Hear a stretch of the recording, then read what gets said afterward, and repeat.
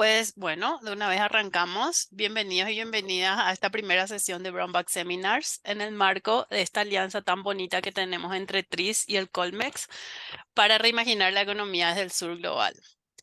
Un pequeño anuncio es que este es el primero de 4 espacios mensuales que vamos a tener en este semestre académico, en donde vamos a compartir agendas de investigación, investigaciones y otros temas que estemos trabajando en el marco de esta alianza. Hoy arrancamos con Juan Camilo Cárdenas, profe, bienvenido, de la Universidad de los Andes y con César Mantilla de la Universidad del Rosario, aquí en Colombia. En el chat vamos a dejar un pequeño flyer con información sobre las siguientes sesiones. Quienes quieran recibir información sobre oportunidades y actividades en el marco de esta alianza, por favor dejar en el chat nombre, correo e institución.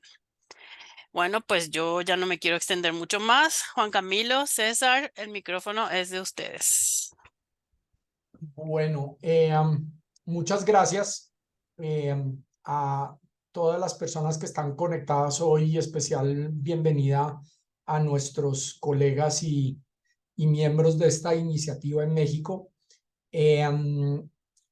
Para este primer Brown Bag Seminar estuvimos proponiendo uno de los temas que Laura y Jimena recordarán cuando tuvimos la gran reunión del Instituto Santa Fe, donde se generaron unas discusiones muy interesantes sobre toda esta red global de pensar los distintos temas y los temas particulares del sur global que no necesariamente aparecen dentro de las discusiones del norte global. Y uno de esos grandes temas era el de la informalidad. Y el tema de la informalidad es un tema que ha estado, digamos, en la mesa desde hace muchísimo tiempo. Y con César Mantilla venimos conversando desde hace un tiempo en cómo hay una posibilidad de otras ópticas, unas ópticas entre otras de la economía comportamental y experimental, pero también de la observación en campo de otra serie de fenómenos.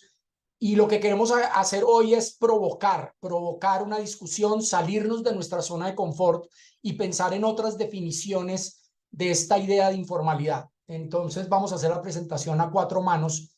Yo voy a hacer una introducción de unos primeros elementos y César otros. Pero para provocar un poco ese tema, lo estaba conversando precisamente hace como 15, 20 minutos con Tomás Rodríguez, nuestro colega aquí en la Facultad de Economía. Y lo voy a tratar de poner de la siguiente manera y es, ¿qué tal que existan informalidades virtuosas? ¿Qué tal que existan relaciones informales en la economía que puedan ser incluso beneficiosas para la sociedad? O al mismo tiempo, ¿qué tal que hayan relaciones dentro de lo que llamamos formalidad que puedan ser detrimentales para la sociedad, que puedan ser más frenos en toda esta historia del tema de los costos de transacción? ¿Hasta cuándo pueden existir instituciones que sean más arena que grasa para la maquinaria? Entonces, en esa idea general, hemos venido pensando sobre esto y entonces ahora sí voy a empezar a compartir con ustedes mi pantalla. Necesito que me dejen compartir pantalla anfitrión, que creo que es Angie. ¿Me avisa? Ya puedes. Listo. Y esta es la idea.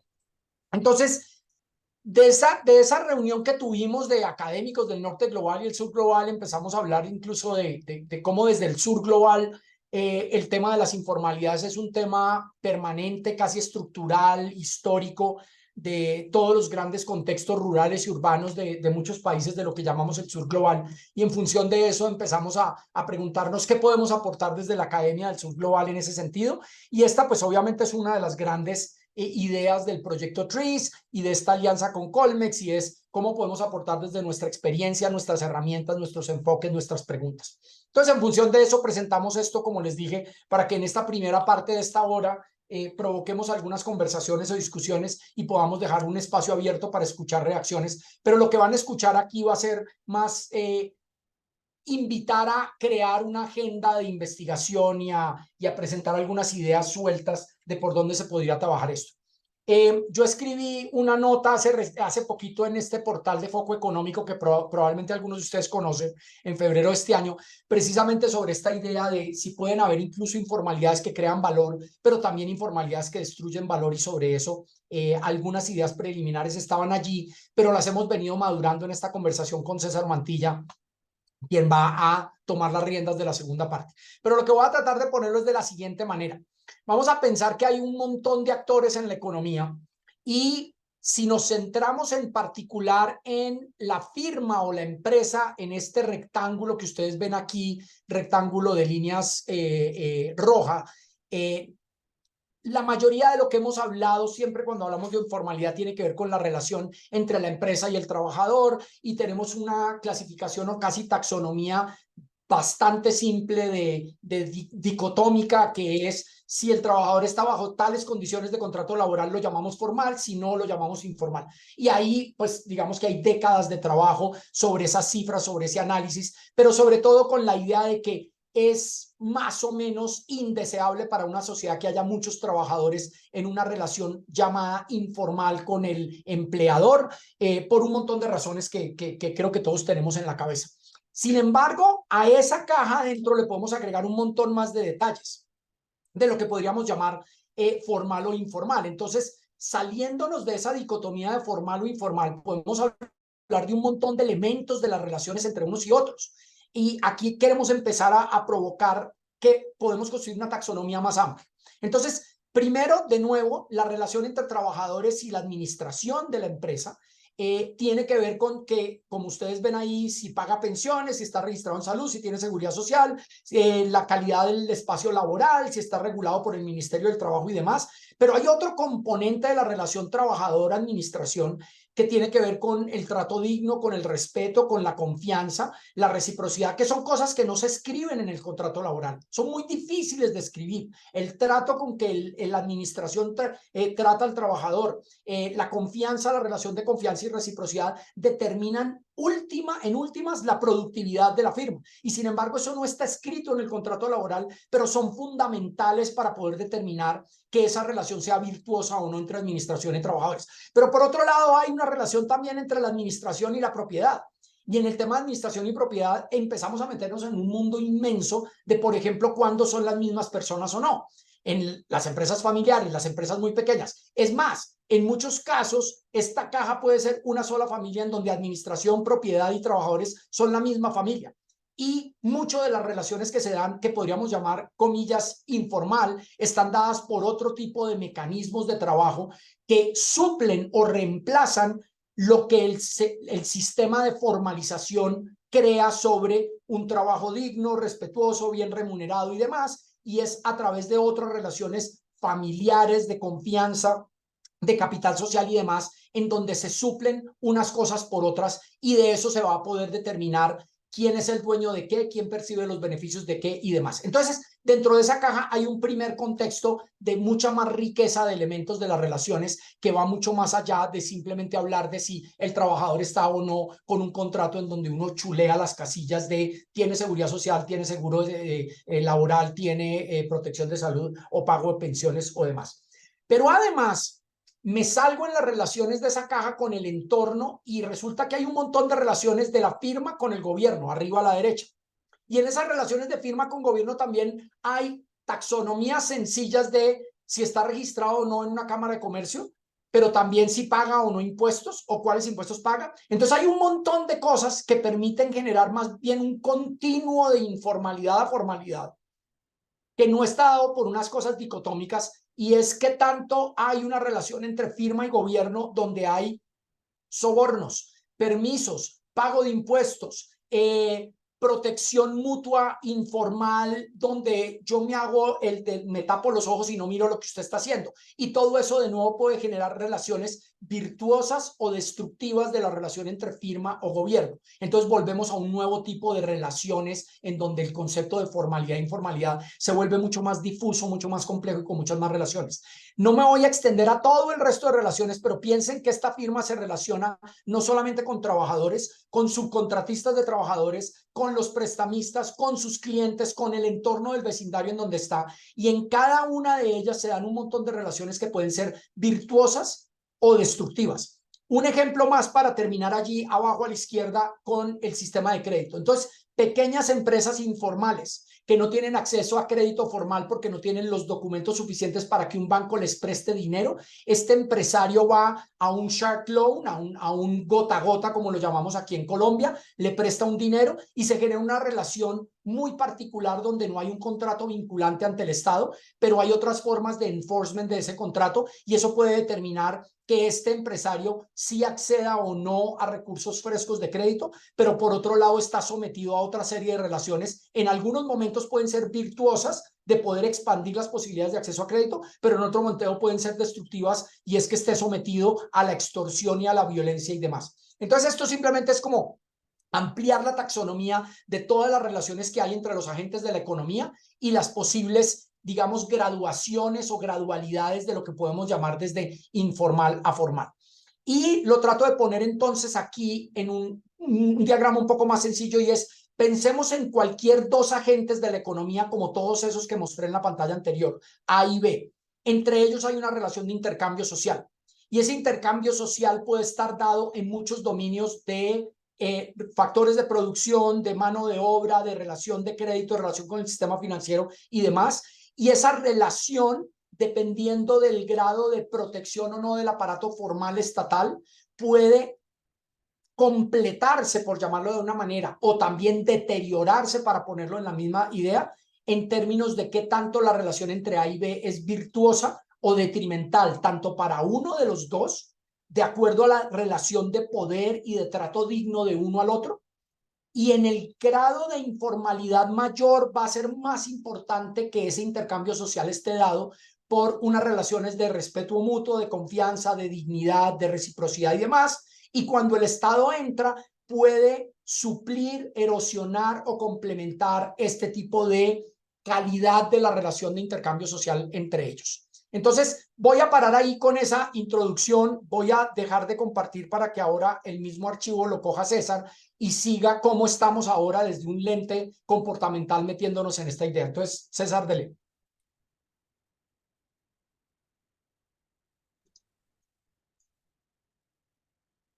Listo. Gracias, Juan Camilo, y gracias por invitarme a participar con usted en esta motivación como de una agenda de investigación. Yo retomo aquí donde dejó Juan Camilo esta parte del intercambio social entre dos personas A y B para empezar a pensar cómo desmarcar la informalidad de la visión puramente legalista a la que usualmente estamos acostumbrados y que yo creo que parte del problema es que sirve para ciertas cosas donde la clasificación dicotómica aguanta, pero no nos deja entender otros trasfondos o al menos otro tipo de mecanismos que como economistas podemos estar interesados para entender cuándo un intercambio es formal o informal, sobre todo porque en una misma empresa o en un mismo arreglo entre dos personas pueden coexistir los arreglos formales y los arreglos informales. Entonces, visto así con Juan Camilo, hemos estado pensando en tres trade-offs que existen y que pueden jalar esta relación más hacia un acuerdo formal o más hacia un acuerdo informal. El primero tiene que ver con las reglas de cumplimiento de un contrato, por ejemplo, y uno podría pensar que cuando esta expectativa de cumplimiento está más cerca a la confianza y no necesariamente a aplicar el Estado de Derecho o cualquier otro tipo de normas escritas y suficientemente contractuales, estamos entonces ahí pensando en arreglos más informales versus arreglos más formales. Esa es la primera. La segunda, y de nuevo pensando en cómo reaccionamos a esto desde la economía, es qué pasa con la incertidumbre. Y seguramente muchos de los contratos formales lo que siempre están pensando es, si la incertidumbre golpea, entonces yo lo que quiero es generar mecanismos de aseguramiento social que me permitan proteger a estas personas que están en el acuerdo. Algo que yo dejé aquí por fuera, pero que Juan Camilo tocaba y yo creo que es clave que él ahorita vuelva a eso y es las relaciones de poder. Aquí lo estoy pensando todavía sin esas relaciones de poder. Eso se quedó por fuera de los diagramas, Juan Camilo, pero es un elemento clave.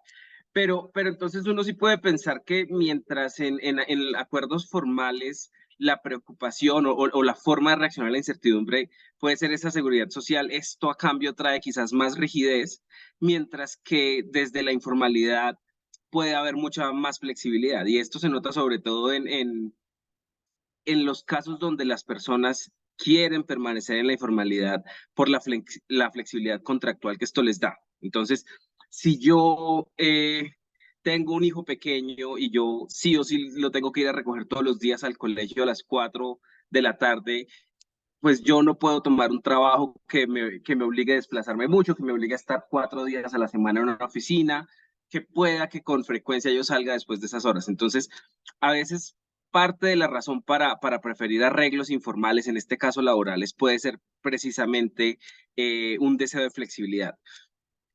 Otra forma de pensar esta flexibilidad es desde la autonomía. Simplemente hay gente que no funciona bien o le genera cierta desutilidad sentir que le están mandando a hacer las cosas. Entonces, en cierta manera, ante la incertidumbre, puede que estos agentes sean mucho más abiertos a explorarlas, pero porque tienen en la mente un mundo mucho más flexible y no las rigideces que a veces pues protegen, pero al mismo tiempo son rigideces para otras cosas. Ese sería el segundo trade-off y el tercero sería cómo se adquiere información para estos intercambios sociales.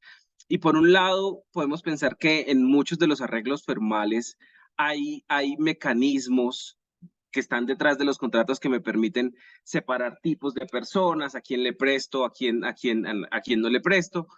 Eh, Mientras que en los mecanismos más informales, la información puede fluir, por un lado, de manera mucho más horizontal y sobre todo con elementos reputacionales y de rumores. Y yo creo que este es una discusión que a veces uno considera la palabra rumor simplemente con el aspecto negativo de chisme, pero seguramente la potencia informacional que suelen cargar estos rumores donde mucha gente que se conoce entre ellos sabría de antemano a quién le podrían prestar y es buena paga y a quién le podrían prestar y seguro se va a perder con esa plata, pues es mucho más poderosa, pero es difícil de integrar a mecanismos más formales. Entonces, esta es parte de esa reflexión a partir de unos trade-offs. Entonces, para resumir un poco esta parte, yo creo que un punto fundamental es en una misma empresa o para un mismo individuo económico, pueden coexistir los arreglos formales y los informales. Y esto es un elemento clave al pensar que informalidad no necesariamente es ilegalidad, ¿no? Entonces, salirse de esa visión legalista yo creo que es importante para entender mejor el fenómeno de la informalidad. Y estos tres trade-offs, entonces, de nuevo, un trade-off entre cumplimiento y validación de contratos, donde la tensión está entre si yo hago cumplir estos contratos a través de la confianza o a través del Estado de Derecho, la reacción a la incertidumbre y la reacción a las asimetrías de información. Entonces, esta es la forma de verlo completamente desde los beneficios, pero en esa columna de foco económico, Juan Camilo habla de crear y destruir valor. Entonces, ahí también es clave verlo desde el lado contrario, y es que estos trade-offs también uno los podría ver desde los costos, ya sean individuales o sociales. Entonces, cuando uno piensa en el trade-off de cumplimiento y validación de contratos, en términos de costos, lo que uno puede estar pensando a la hora de diseño es qué tanto estos contratos pueden terminar siendo excluyentes cuando son formales versus los contratos informales que al final sí se cumplen, pero cuando falla la confianza hay otros mecanismos de cumplimiento de sanción y que en algunos casos pueden ser desproporcionados. Entonces, de nuevo, uno puede pensar en estos shark loans o gota a gota, como les llamamos acá en Colombia. En la reacción a la incertidumbre, misma historia, seguramente el costo viene de esas rigideces de generar mecanismos de seguridad social versus la falta de protección ante choques. Y quizás parte de lo que uno tiene que entender mucho más en esta discusión de qué es la informalidad y quiénes son los que deciden quedarse en la informalidad con la incertidumbre, porque es posible que estén teniendo en cuenta otros criterios de priorización y esta protección ante choques no les preocupe porque otro mecanismo informal, que pueden ser esas mismas redes en las que ellos operan, ya sea familiarmente o laboralmente, pues los puedan llegar a cubrir. Y lo tercero es que al reaccionar a esas asimetrías de información, pues de nuevo puede ocurrir exclusión, ¿cierto? Los puntajes crediticios para alguien que nunca ha podido tener el chance de mostrar que sí puede ser buena paga, pues lo van a poder excluir de entrada del mercado, versus que toda esta parte del rumor también puede cargar desinformación. Entonces, estos son los tres trade-offs en los que hemos pensado y de ahí ya saltamos a estos desafíos metodológicos. Entonces, yo quería hablar acá de algunos de ellos, pero pues también darle la palabra a Juan Camilo, sobre todo para que pensemos en esa contabilización de la creación o destrucción de valor. Entonces, voy a cubrir lo de la derecha y ahí le devuelvo a Juan Camilo la palabra. Pero quizás uno de los dos desafíos grandes que vemos para estudiar la informalidad es cómo se define y cómo se llega a poder medir esa unidad de observación. Y trabajando desde la economía del comportamiento y queriendo diseñar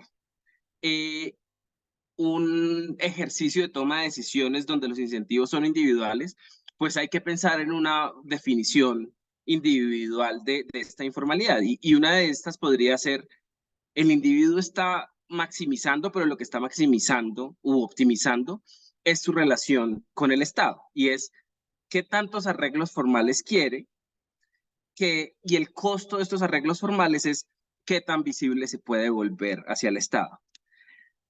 ¿Cuál es el problema de esto? Seguramente esta visión sirve al menos para pensar en la toma de decisiones, pero para poder llegar a hacer este tipo no sé, experimentos, si fuéramos a hacer experimentos con población informal, pues ahí empieza el problema porque si ellos no se quieren dejar observar, empezamos con un sesgo de selección desde el mismo intento de estudiar estos fenómenos. Entonces aquí es donde uno debe pensar si los problemas de la informalidad, cuáles problemas de la informalidad hay que pensarlos individualmente para poder estudiarlos a nivel grupo o a nivel sociedad.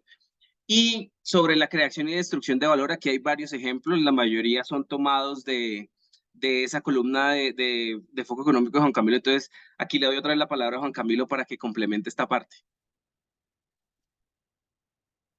Listo, gracias César, dejándola ahí la imagen. No voy a entrar en detalle en cada uno de esos, pero creo que la mayoría de ellos son más o menos, se explican en sí mismos, pero hay unos elementos, dos o tres ejemplos interesantes. El tema de las billeteras digitales es muy interesante, porque en la medida en que negocios se relacionen con sus clientes a través de estos pagos digitales directos y eviten la generación de factura y por lo tanto eviten el pago de impuestos al valor agregado, una reacción inmediata desde la perspectiva del Estado es, ahí se está perdiendo una plata. Se está perdiendo la posibilidad de factura, evasión de impuestos después. Entonces, esto ya lo estamos viendo muchos negocios informales donde dice, usted puede pagar aquí con una de estas transferencias rápidas y la no generación de factura puede generar un tema de elusión o evasión de impuestos. Pero por otro lado, facilita muchas transacciones y facilita las transacciones entre la empresa y los proveedores o la empresa y sus clientes. Y ojo con esto, porque uno de los temas importantes de los costos de transacción de la operación de la economía de mercado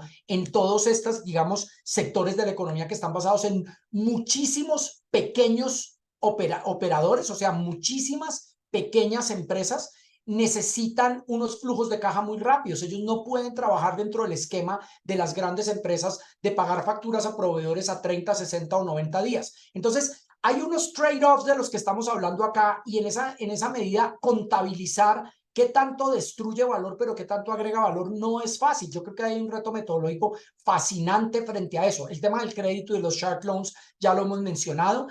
Otro ejemplo bueno ahí es el tema de la medicación directa de farmacistas. Ese es un debate muy grande en los países más, llamémoslos del norte global. Poder obtener el acceso a unos medicamentos requiere de todas unas transacciones con las empresas prestadoras de salud y la autorización de un médico y demás. En muchos de nuestros países es muy fácil conseguir muchos medicamentos a través del farmacista y muchas veces incluso sin fórmula médica. Eso tiene unos riesgos grandísimos, pero reduce unos costos de transacción por otros lados y genera acceso a salud. Hay un montón de ejemplos como estos, pero quiero simplemente cerrar con el tema del desafío metodológico y es el siguiente. Esto no es solamente un problema de eficiencia. Yo creo que el tema de la informalidad, la agenda de discusión de informalidad ha tenido que ver mucho con eficiencia. Eficiencia fiscal, eficiencia tributaria, eficiencia de la operación de estos. Pero también tiene que ver con un tema de justicia en el sentido de justicia distributiva, porque las informalidades a veces pueden corregir injusticias, así como también a veces las pueden empeorar o agregarle a través de la violencia y del uso de mecanismos no legales, mucho más abuso y mucho más reducción de la dignidad en esta relación de intercambio entre A y B. Pero en muchas ocasiones hay un elemento también de justicia social que no podemos ignorar. En muchos casos, el recurrir voluntariamente a una relación informal entre estas dos partes A y B puede ser una forma de reducir no solo costos de transacción o pérdidas, sino también la posibilidad de generar relaciones más balanceadas entre el acceso a los beneficios de la transacción. Entonces, en ese sentido, estudiar la informalidad metodológicamente debería incluir no solamente medir las pérdidas o ganancias de eficiencia, sino también las pérdidas o ganancias de justicia frente a eso. Pero cierro con eso ese último pedazo. Gracias, Juan Camilo. Este es solo un diagrama muy incompleto, pero que en parte por su incompletitud es que ilustra ese desafío de entender a qué nivel se deben estudiar los distintos mecanismos o los distintos componentes y arreglos que tiene la informalidad. Entonces, si uno pensara, por ejemplo, entre individuos, la resolución de conflictos es clave, ¿no? Y es a veces cuando se hacen arreglos informales donde no hay mucha capacidad de arreglos contractuales, pues la calidad de resolución del conflicto es el que me puede indicar un poco ese valor, ¿cierto? Entonces, si hay reglas adicionales, puede que seguramente sean informales, que me permiten llegar a resoluciones de conflicto tranquilas, pues está muy bien, pero si estas resoluciones de conflictos de yo confié en alguien y no me cumplió y terminó generándole un daño físico, pues claramente ese daño físico empieza a ver esta destrucción de valor en la que estamos pensando. Aquí hay varias, pero otra que yo creo que es muy importante es entender si uno saltara a nivel de grupos, ¿qué pasa con la innovación y con la competencia? Y uno incluso en grupos podría pensar, ¿qué pasa si uno tiene personas dedicadas a la misma actividad y algunos son formales y algunos son informales? O algunos están regidos bajo ciertas reglas y otros bajo un conjunto diferente. Uno podría pensar, por ejemplo, en las plataformas de vehículos, uno puede pensar hoteles versus Airbnb, hasta dónde se puede canalizar esto en más innovación y más competencia. Yo sí creo que la informalidad a veces es una mejor cuna o es un mejor caldo de cultivo de la innovación precisamente por las rigideces que pueden tener algunos arreglos formales. Y finalmente, ya cuando estamos pensando a nivel de sociedad, aquí creo que la flecha de grupo a grupo es simplemente para seguir, para ser consistentes con el dibujo, pero pensando ya a nivel de sociedad, pues es entender esos arreglos de rigideces del mercado laboral y quizás los efectos de segundo orden, ¿no? Y es como, ¿cómo yo puedo garantizar mejores condiciones para los formales sin que cuando yo estoy haciendo eso, lo que estoy haciendo es reduciendo la cantidad de personas que pueden beneficiarse de este tipo de condiciones?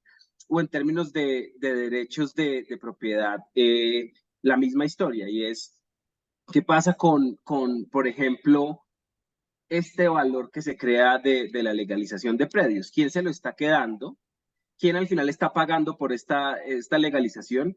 Y aquí el gran problema, y vuelvo al desafío metodológico, es el que se queda con el valor de esto es justamente el invisible en toda la historia. Yo voy a ver a la persona que compró el terreno, yo voy a ver el que está armando la casa, pero el que fue y loteó, el que fue y que se apropió, a él es al que nunca lo voy a poder ver y es el que se está quedando con las restas que esto genera. Entonces, estos son partes de esos desafíos que trae el estudio de la informalidad.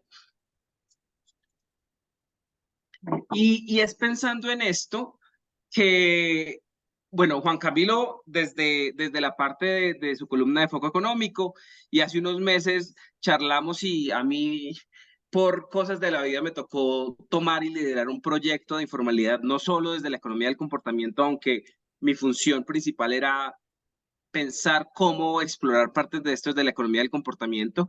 Y ahí es donde empezamos a hablar de esta iniciativa de sistematizar un poco más esta discusión. De nuevo, con varios objetivos, ¿no? Con los objetivos de verlas de distintos trade-offs que ocurren en la informalidad, alimentarla de lo que conocemos desde la economía del comportamiento, y es tanto lo que ya sabemos en el diseño de incentivos o cómo interactúan los incentivos financieros, sociales y morales, y entender que no necesariamente van a interactuar de la misma forma cuando hay un arreglo contractual detrás versus cuando no existe este arreglo contractual y hay mucha más incertidumbre. Y también desde el punto de vista de la medición, porque parte de lo que puede aportar aquí la economía del comportamiento es entender de esas herramientas que se han desarrollado, no necesariamente con este fin, cuáles pueden funcionar.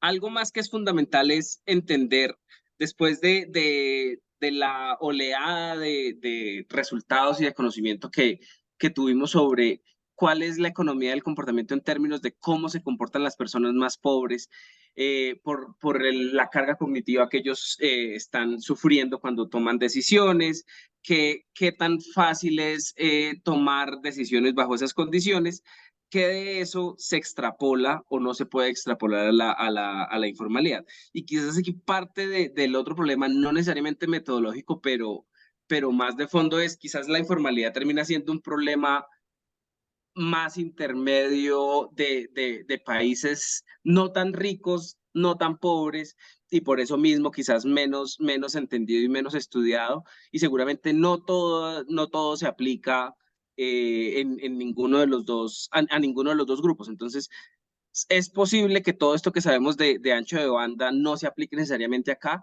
pero nos puede dar ciertas orientaciones y ciertas guías para entender, por ejemplo, la reacción ante la incertidumbre que hay en este tipo de poblaciones, que suele ser mucho más tolerante, porque por el mismo tipo de arreglos bajo los que viven pueden tolerar mayor exposición al riesgo. Con esto le doy la palabra a Juan Camilo como para que pueda usted tocar el resto de puntos que no toqué de acá. No, yo creo que con eso ya podemos cerrar en el sentido de que hay una agenda en la que nosotros proponemos que podemos construir una mejor taxonomía, en donde podemos mirar las relaciones de informalidad no de manera dicotómica, sino probablemente como un continuo, y desde la perspectiva de que esas relaciones informales pueden de nuevo agregar valor y ser virtuosas, o destruir valor y ser ineficientes y además injustas. Y que desde la economía del comportamiento, que es lo que César y yo conocemos más y donde hemos trabajado más, pues pensamos que puede haber una agenda interesante de mirar este tipo de cosas que ustedes están viendo en la pantalla, porque creemos que en esas explicaciones de este tipo de elementos, de distintos tipos de incentivos, de distintos tipos de relacionamiento, de distintos tipos de contratos informales, no vinculantes entre las partes, se pueden explicar un montón de cosas. Y de nuevo mantener ahí presente también la economía política, pero dentro de la economía política estos elementos de dignidad, poder, dominación, abuso o cuidados respetuosos entre el uno y el otro en esa relación, como para expandir, digamos, el menú de posibles aproximaciones a esto. Paramos ahí porque queremos escucharlos, oír reacciones y saber dónde ven aquí cosas extrañas, raras, confusas o interesantes y que nos puedan aportar, dado que queremos seguir trabajando en eso. Entonces, creo que podemos abrir en este momento el espacio para preguntas. Yo, si quieren, puedo usar de moderación a quien alce la mano utilizando el botón. Ya alzó la mano Raimundo y después Leopoldo, y podemos comenzar con ellos. Entonces, adelante. Si quieres, César, deje de compartir pantalla y nos vemos las caras, pero si podemos volver a traer algunos de los diagramas, usted los tiene de la mano. Raimundo, bienvenido. Gracias, nombre, un saludo, un abrazo, Juan Camilo, qué gusto verte, César, muchas gracias por la presentación. No, yo creo que es fantástico el tema, como sabrás también en el colegio estamos trabajando sobre informalidad, uno de los proyectos. Yo tengo dos, tres comentarios, una pregunta. A ver, uno es como que el objetivo del proyecto es tener una nueva taxonomía, o esa nueva taxonomía nos va a dar un modelo de equilibrio general que nos diga el bienestar que cambia más, o sea, como que ahí no me quedó claro si, o sea, si quieren nada más hacer la taxonomía y decir esto se debe contar como positivo, como negativo, y ya después lo otro lo dejamos para después. Como que eso no me quedó claro. Dos, los otros dos comentarios, mi sentimiento de lo que acabas de decir de la presentación. Yo creo que seguro agrega valor. Te noté un poco dudoso al inicio de, como que que pensé que pensabas que íbamos a decir, no, ¿cómo estás diciendo esto? Yo creo que seguro agrega valor, o sea, sin ninguna duda. Creo que en este eje que pusiste de los tres aspectos, yo agregaría uno, o bueno, o pensaría, o a lo mejor está agregado en otro, que es la parte de automatización versus contacto humano, ¿no? O sea, si vamos o sea, yo estoy pensando mucho, lo que tengo en mi cabeza cuando presentaron, era relaciones cliente con el sector formal. Y lo que la gente más hace en el contacto cliente con empresa o con alguien es, lo que más consumimos es alimentos, ¿no? Entonces, todas nuestras transacciones son en términos de alimentos. Y entonces, si vamos al súper, pues ya está la opción de sin cajero, ¿no? Sin cajera, te vas directo al automatizado, o sea, no hay interacción humana. En el sector informal, como mencionaron, pues es una relación de confianza. Entonces sigues teniendo esta relación entre humanos y no entre máquinas. Y yo creo que ese margen es muy valioso para muchas personas. Incluso algunos países, leí que en Holanda ya está regresando a los cajeros para que platiquen con los viejitos, ¿no? Porque pues ya nadie quiere platicar, son puras máquinas, ¿no? Entonces, yo creo que esa parte es muy importante, ¿no? Que genera valor. Y luego, la otra parte que genera valor es la parte de variedades. Generalmente en economía pensamos que un producto es homogéneo y el producto del supermercado formal es el mismo que el producto del mercado informal. Pero al menos mi experiencia comprando en los dos, te puedo decir que el del mercado informal es mucho mejor. O sea, si yo voy a comprar peras, piñas, tortillas, por supuesto que me voy con el sector formal. O sea, ya nunca voy a comprar eso en el sector formal. O sea, ¿por qué voy al supermercado cuando está bien fea la fruta, la verdura, las tortillas, etcétera? Y, o sea, entonces, este asunto de variedades te genera bienestar, o sea, genera valor, o sea, que haya más variedades. Entonces, eh, sí, o sea, cuando a mí me dicen que la formalidad, si la formalidad fuera la misma que en Estados Unidos o algo y nuestra productividad sería mucho mayor, o sea, creo que muchas de estas cuestiones que ustedes están cuestionando no están tomadas en cuenta en esos modelos. Y el bienestar en ciertas mediciones incluso podría ser menor si nos ajustamos a ese modelo. Entonces, yo creo que decir eso sería muy valioso. Entonces, bueno, serían mis comentarios agregados. Sale, muchas gracias por su presentación, César, Juan Camilo. Gracias, Raimundo. Voy a contestar una, pero le voy a dejar a César que conteste la segunda, sobre todo porque creo que el proyecto que César ha estado liderando en la Universidad del Rosario tiene de alguna manera elementos sobre el tema de la evaluación al final en términos de equilibrio parcial y equilibrio general en los mercados. Pero estoy aquí especulando sobre lo que de pronto César pueda opinar sobre eso.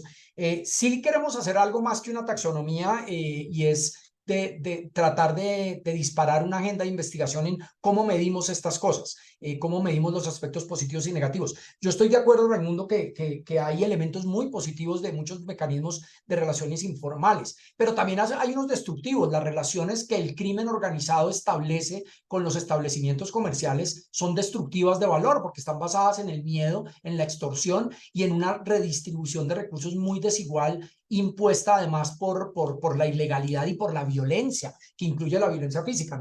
No tengo que decirlo en dos países como Colombia y México que han sufrido como han sufrido y siguen sufriendo. Y de esos, pues hay varios otros ejemplos, pero efectivamente las posibilidades de que haya relaciones virtuosas de la informalidad yo creo que están ahí.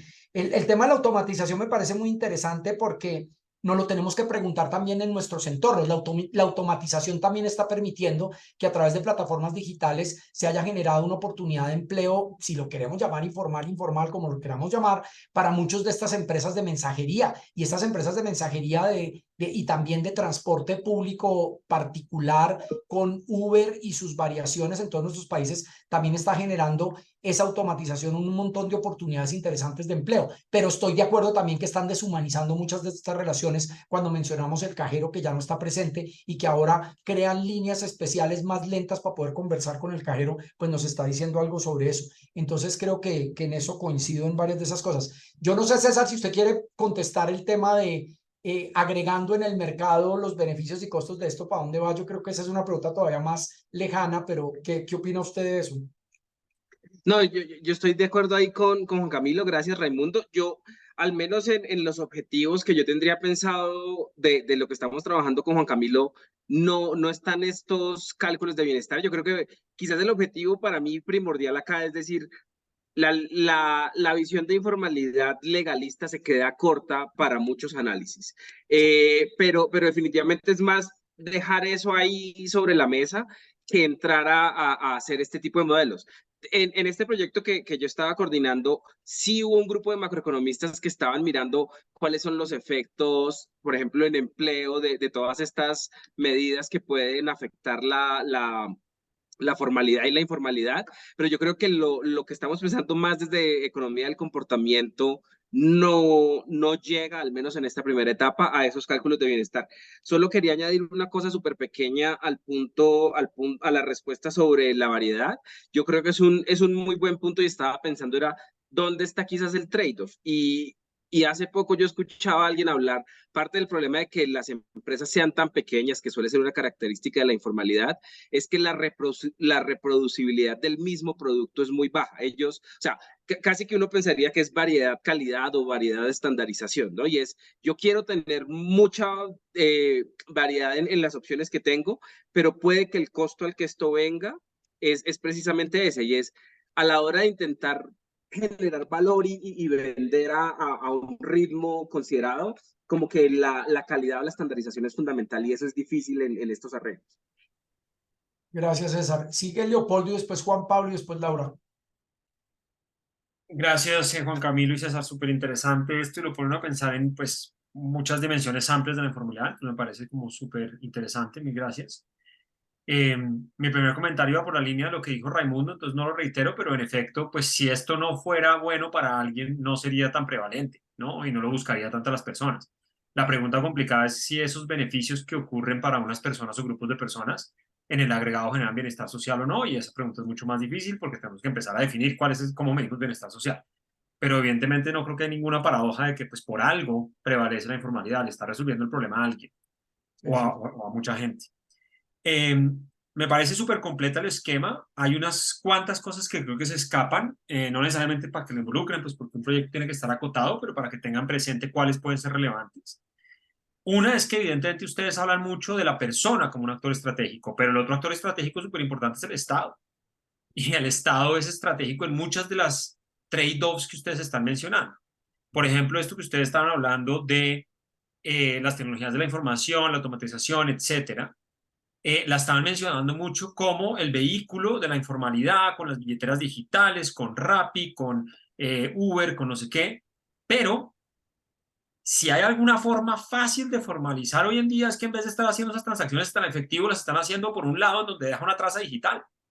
Un Estado que quisiera formalizar eso, lo tiene de papayita, como decimos en Colombia, pues porque antes eran unas transacciones de efectivo, ahora están dejando una traza digital y si un Estado se pone las pilas, puede cobrar un impuesto por esas transacciones de una forma muy eficaz, de una forma que no le implica tanto costo de transacción a la empresa, y pues ¿por qué no lo está haciendo? Es una pregunta importante.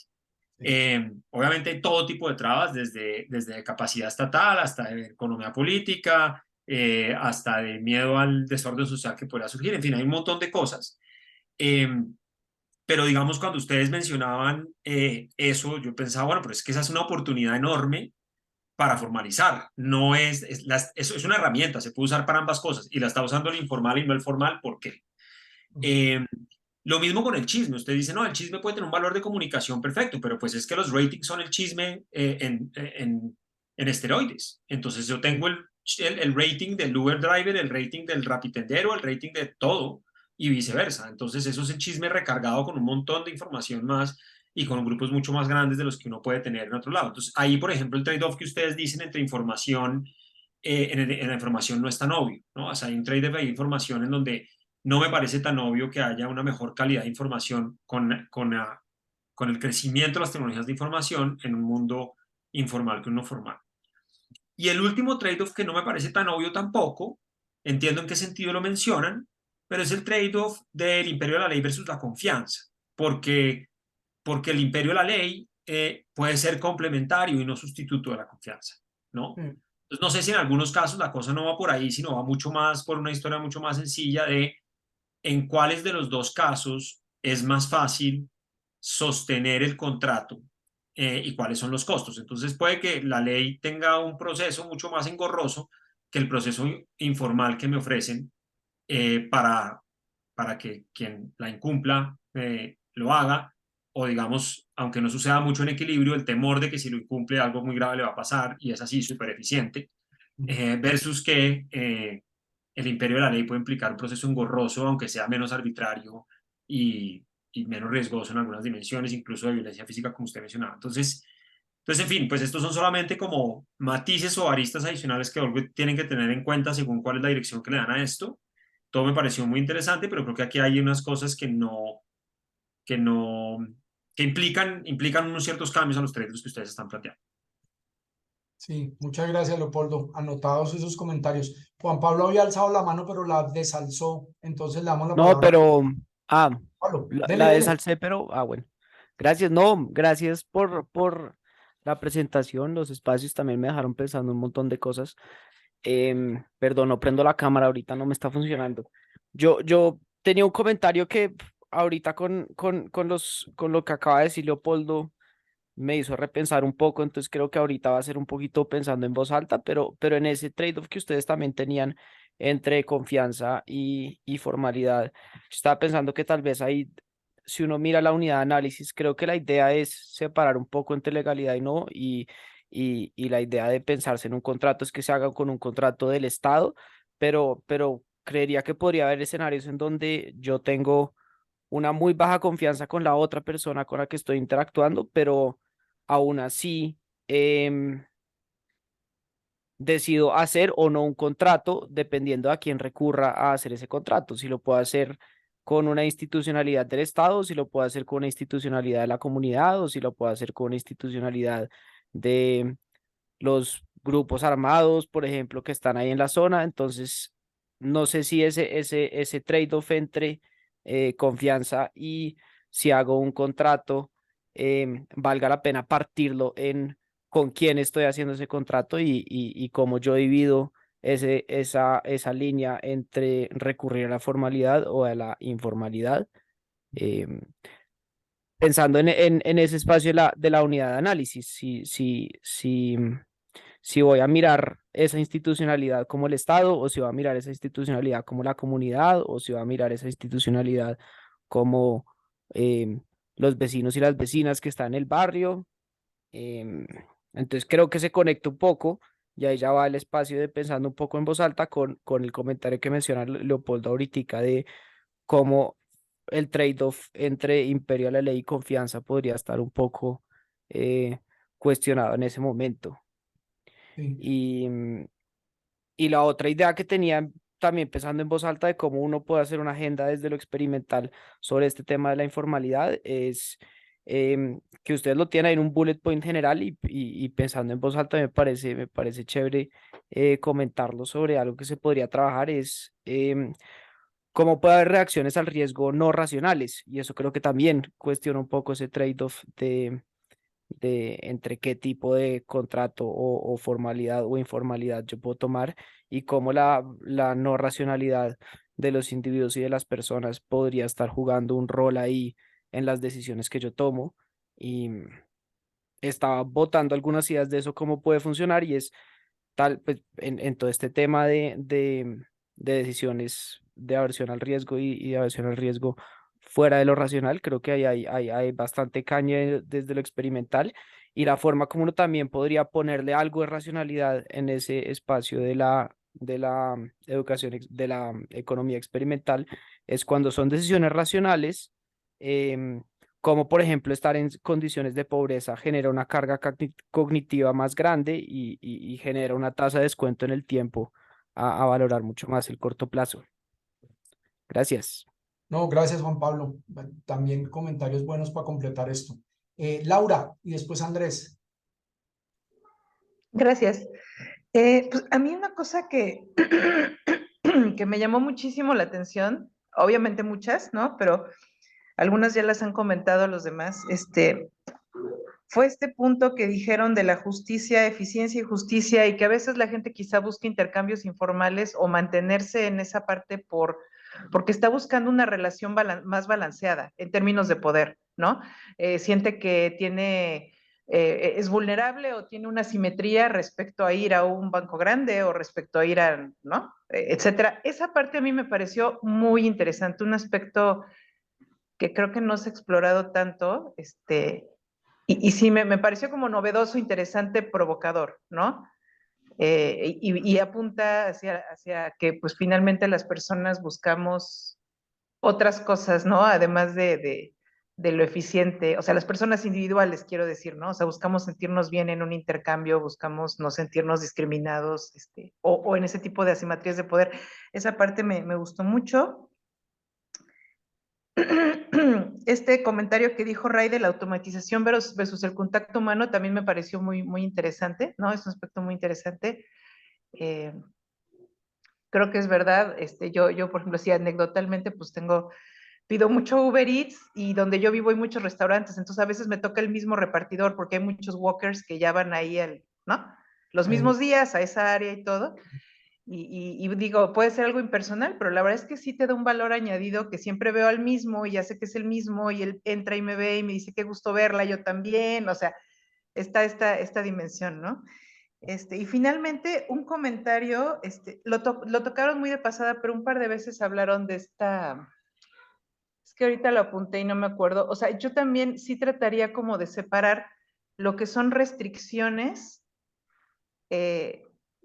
restricciones que las personas enfrentan, ya me acordé por dónde, que decías, creo, César, de claro, en el entorno en que me muevo, pues quizá no me importa tanto el riesgo porque estoy en una red de relaciones informales que a lo mejor si me pasa algo me apoya todo mi pueblo o todo mi barrio. Yo lo entendí así, ¿no?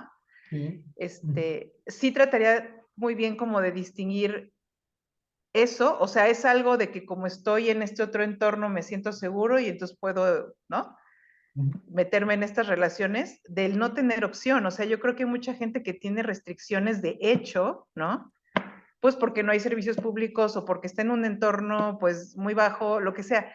Hay restricciones que te hacen que no hay de otra más que entrar en un intercambio de ese estilo, ¿no? No es solo que te sientes protegido porque está tu familia y siempre te apoya, ¿no? O sea, hay gente que realmente no le queda de otra. Entonces, como que poder separar esas dos cosas me parece interesante. Y ya, es todo. Gracias. Gracias, Laura. Andrés, creo que sería la última para que cumplamos nuestro horario de 1 a 2. Listo.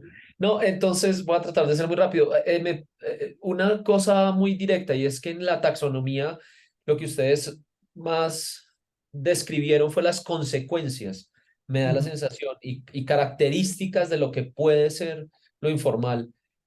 Y trataron muchas veces de decir que querían evitar la diferencia con lo legal, lo ilegal, etcétera, lo que se escapa a la ley. Y creo que no está todavía claro cómo van a trazar la raya. ¿Cómo van a poner la raya? Digamos, es el tipo de cosas, cuando uno hace una taxonomía es el tipo de cosas difíciles. Este tipo de cosas son las cosas que uno, cuando lo ve, sabe que es informal, no hay duda, pero ponga la raya conceptualmente es muy difícil. Y no sé hasta qué punto esos elementos que ustedes le agregan dificulten trazar esa raya, porque como ya lo dijeron varios, hay cosas que son comunes a las dos. Entonces, la confianza puede ser una cosa propia de yo confío más un lugar que una droguería donde voy a encontrar un remedio formal que ir de pronto al yerbatero. No sé, puede ser. Ya, eso era. No, muy, muy importante eso. Ahora, nosotros no queremos necesariamente decir que queremos trazar la raya, sino pensar que de pronto hay un continuo de grado de. Es un poco como toda esta discusión de que poner la raya de quiénes son los pobres y los no pobres siempre nos ha generado tantos problemas. Andrés y yo estamos trabajando en eso precisamente, pero esa idea que hay un continuo de vulnerabilidad o un continuo de informalidad, yo creo que es parte como de agregarle un poquito de historia a esto. Pero sí, es importante. Y me parece importante lo que dice Andrés y es el énfasis en consecuencias. Y también creo que se devuelve para con lo que Leopoldo dijo hace un rato, y es que también tenemos que mirar cuáles son las reglas del juego que están motivando o creando los condicionantes para que esto se perpetúe. Porque es buen negocio para mucha gente seguir ahí. Entonces creo que hay varias importantes. Bueno, yo no sé, yo me atribuyo aquí el papel de cerrar porque queremos cumplir nuestro brown bag de 1 hora exacta, y también a nuestros amigos de México que amablemente dedicaron esta horita para poder estar acá todos juntos. Entonces creo que podemos cerrar ahí. Esto se está grabando y vamos a ver cómo divulgamos más esto. Tenemos que discutir qué podemos hacer con este tipo de conversaciones del Brown Bag Seminar del proyecto. Entonces les estaremos contando. Pero muchas gracias a todos por los comentarios y por escuchar la historia, y vamos a ver qué resulta de esto en los siguientes pasos. Vamos a ver para dónde funciona la cosa. Entonces, muchas gracias. Gracias. Y un saludo a todo el Gracias. mundo en Gracias. Colombia y México, desde donde se conectaron. Que esté muy bien. Gracias, Hasta que estén muy luego. bien. Un gusto Gracias. verlos. Gracias, colegas Colmex, por Hasta conectarse. luego. Bye. Adiós. Bye. Chao. Bye.